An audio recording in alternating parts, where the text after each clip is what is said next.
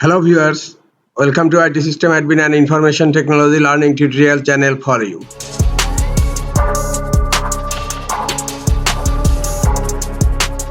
Today in this tutorial I am going to show you how to enable data saver on Twitter. Sometimes it becomes very important for you, so don't forget to watch full video. To enable data saver on Twitter, go to your browser and browse x.com.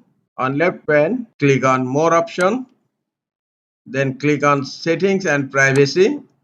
Under settings, click on accessibility, display and languages, and here you will find an option data uses. Click on data uses, and here the first option is data saver, and now it's disabled. Just click here to enable data saver, and look, if selected, X will use less network data. This is the easiest way to enable data saver on x.com. This is all for today. Hope this tutorial is helpful for you. Keep watching for next tutorial. Thank you very much.